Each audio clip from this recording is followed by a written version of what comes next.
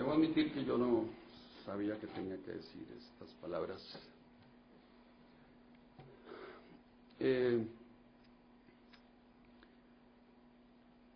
Hay una anécdota bien conocida del presidente Kennedy en 1961, cuando su esposa Jackie le hizo una cena a un grupo de premios Nobel en la Casa Blanca, y el presidente Kennedy dijo en aquella ocasión que nunca se habían reunido en la Casa Blanca tanta gente tan inteligente, excepto cuando Thomas Jefferson cenaba solo. A mí me parece que en este país tampoco se han reunido nunca tanta gente tan inteligente como esta tarde. Y yo les agradezco a esas 200 personas que han redactado esos 3 volúmenes para hacernos pensar y reflexionar sobre el futuro de nuestra patria en los próximos 45 años. Yo pienso que hoy de veras está aquí reunida la gente más inteligente de este país, y para hacer un parangón con Kennedy, excepto cuando don Alfredo González Flores se reunía en su casa solito a meditar.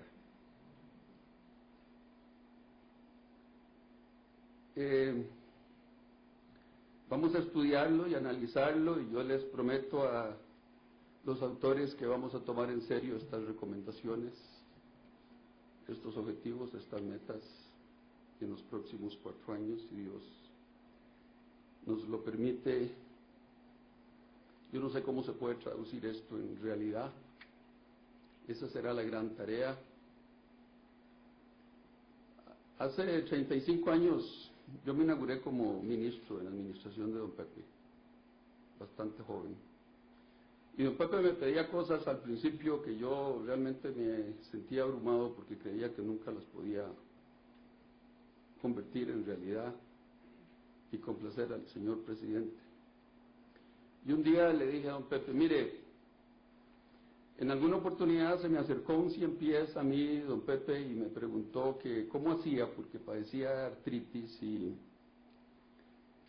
y que con 100 pies era realmente intolerable el dolor.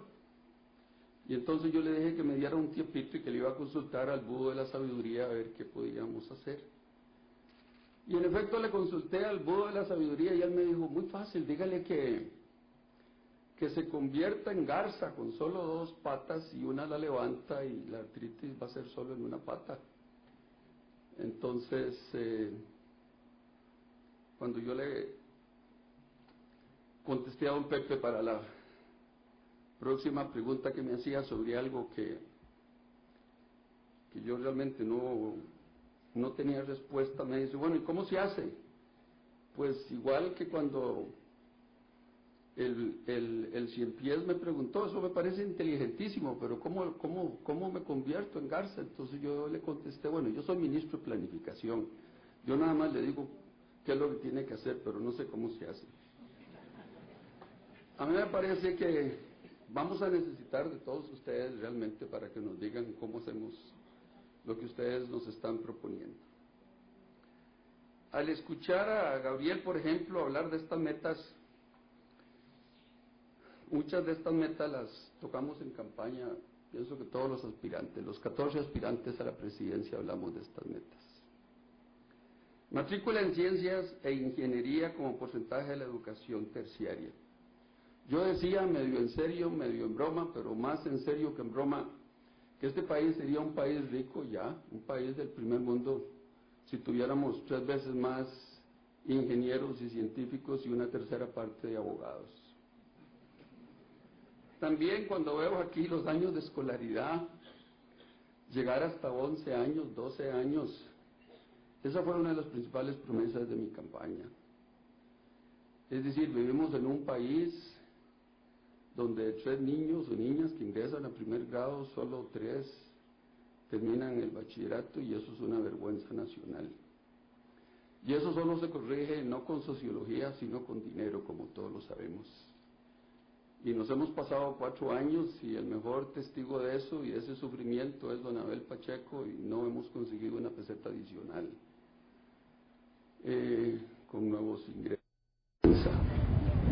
Y eso se corrige solo con dinero, porque en buena parte es cierto que hay falta de motivación en nuestros hijos adolescentes que abandonan el colegio porque nuestros profesores y maestros no son los mejores, y si no los motivan, pues prefieren hacer otra cosa. Pero la razón fundamental, no nos engañemos, es fundamentalmente económica.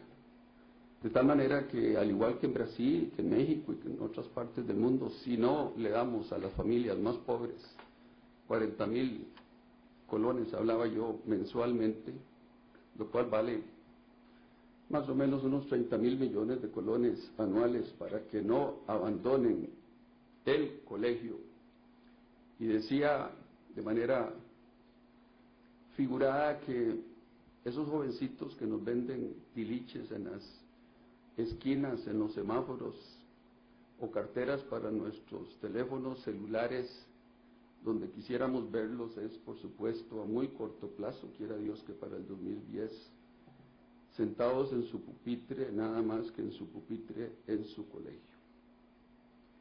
Y ahora, cuando la reciente investigación del Instituto de Estadística y Censos nos da esa triste información de que la brecha social ha aumentado, bueno, eso no es sorpresa para nadie, eso no es noticia, eso sabíamos que iba a suceder. El 20% más rico era 13 veces más rico hace unos cuantos años que el 20% más pobre. Esa brecha, según los nuevos datos, se aumentó a 1 a 17 veces más rico que el 20% más pobre. Pero lo que explica esta brecha es que ese 20% más rico tiene 12 años de escolaridad y el 20% más pobre tiene tan solo 5 años de escolaridad. Y esa es la responsabilidad nuestra, y por eso esos niños no nos deben de perdonar tanta irresponsabilidad. Por eso es que yo pienso que todos estos sueños son muy lindos, pero ¿cómo convertirlos en realidad? Ojalá don Franklin, que es el primer costarricense que viaje a Marte en un cohete con un motor de plasma construido en Liberia y que lleve su nombre. Pero yo nada más quiero terminar haciéndoles una reflexión. El principal problema nacional se llama ingobernabilidad. Es decir, este es un país que, como muy pocos países en el mundo, tuvo el valor, el coraje desde 1948 para abolir su ejército, y debe ser también uno de los muy pocos países en el mundo que es incapaz de fijarle en nuestro Parlamento una fecha o un proyecto de ley importante para que se vote.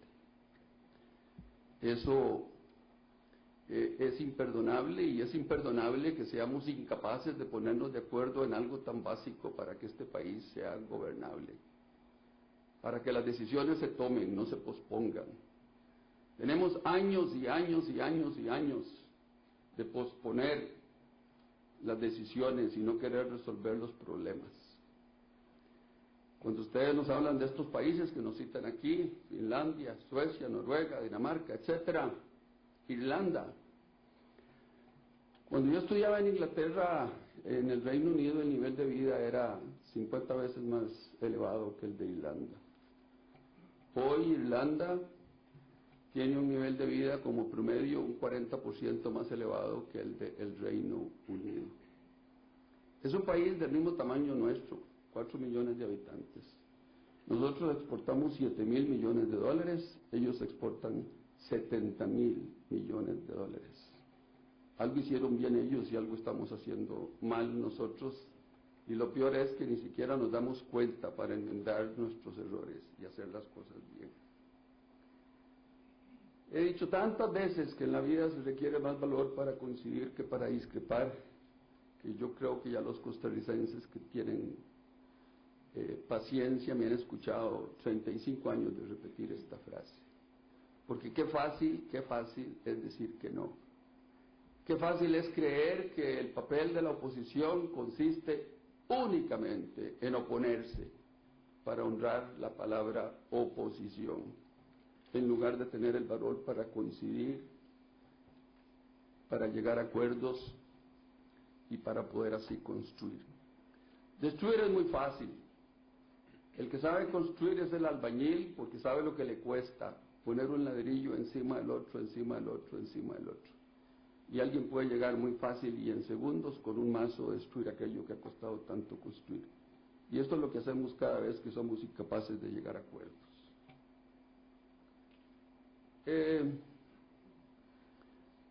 Es bien conocida la frase de Hamilton que dice que la democracia consiste en no darle el poder a la mayoría porque lo va a utilizar en contra de la minoría, pero también en no darle el poder a la minoría porque lo va a utilizar en contra de la mayoría, y que el secreto de la democracia casualmente consiste en no darle el poder, todo el poder, a nadie, ni a una persona, ni a un grupo de personas, ni a un partido político, ni a un poder ejecutivo.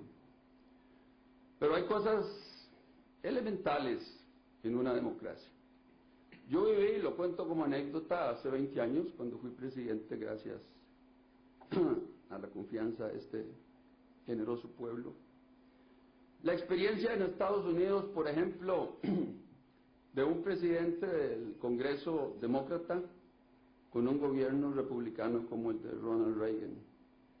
Y créanme que fue aquello Troya. En nada se ponían de acuerdo. Y todo lo que yo vi fue que los demócratas, cuando apoyaron el plan de paz, yo siempre creí que era que querían realmente, sinceramente, que los centroamericanos dejaran de matarse en nuestras montañas. Pero la verdad es que lo que más querían era hacerle la vida difícil al presidente Reagan. Y bueno, hace exactamente un año, en abril del año pasado, don Abel me pidió que si le podíamos ayudar a don Gerardo González para que se reeligiera como presidente de nuestro Parlamento. Y en Liberación, la fracción tenía ya un candidato a la presidencia de la Asamblea Legislativa. Y yo le dije a la fracción que realmente lo único que íbamos a hacer, si llegábamos a tener un presidente de nuestra Asamblea Legislativa de Liberación Nacional con un gobierno de la Unidad Social Cristiana, era a hacer más ingobernable un país que ya de todas maneras es bastante ingobernable. Y no fue nada fácil para mí decirle a compañeros muy queridos, con muchos méritos, ni siquiera se presenten, porque yo no estoy de acuerdo, eso solo le suma a la ingobernabilidad. Eso es lo menos que puede tener una democracia presidencialista como esta. Un poder ejecutivo que pueda realmente coordinar con una asamblea legislativa, y una asamblea legislativa pluralista como la nuestra, donde realmente prime esa cultura que arrastramos de nuestros antepasados, de que en este país los problemas se resuelven mediante el diálogo, mediante la negociación, y que no hay que temerle a ese diálogo y a esa negociación.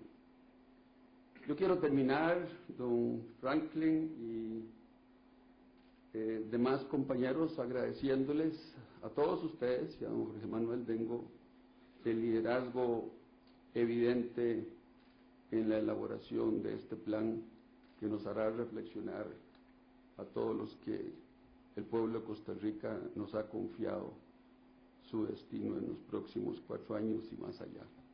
Muchísimas gracias.